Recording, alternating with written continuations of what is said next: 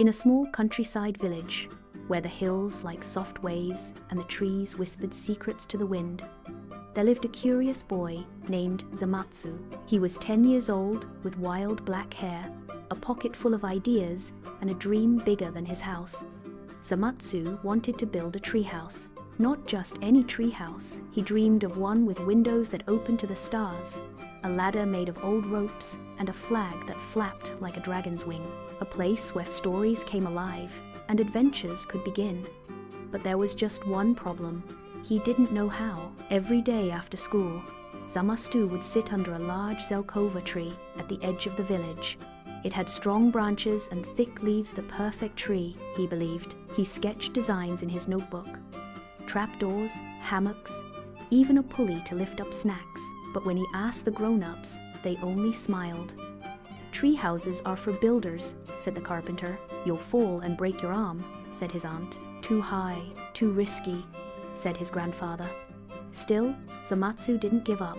He read library books, watched how birds built nests, and even practiced hammering nails into old crates behind his house. The tree house began to grow not in the tree, but in his heart. One day, while gathering scrap wood, Zamatsu met a quiet girl named Yui.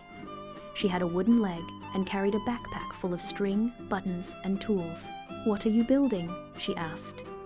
"A tree house," Zamatsu replied. "But I don't have enough wood or help." Yui smiled. "I can help. I build kites and wind traps. My brother taught me before he moved away." So they began, 2 kids, 2 hearts, and 1 dream. They worked every afternoon. They tied ropes, sawed planks, and built a ladder step by step. Zamatsu would climb, and Yui would hold the base steady. They gathered discarded wood, tied old rope into ladders, and carefully shaped the first platform. Their laughter rang like birdsong through the trees. Children began to watch. Some offered help. Even the adults began to nod in quiet approval. But just when the treehouse was halfway built, the sky turned dark. Zamatsu ran to the tree, his heart racing.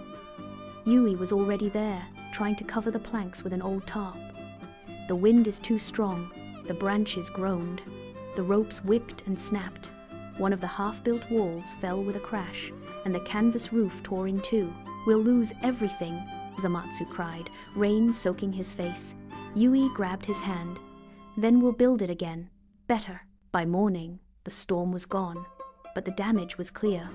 Broken boards, mud everywhere. The flagpole had snapped in half,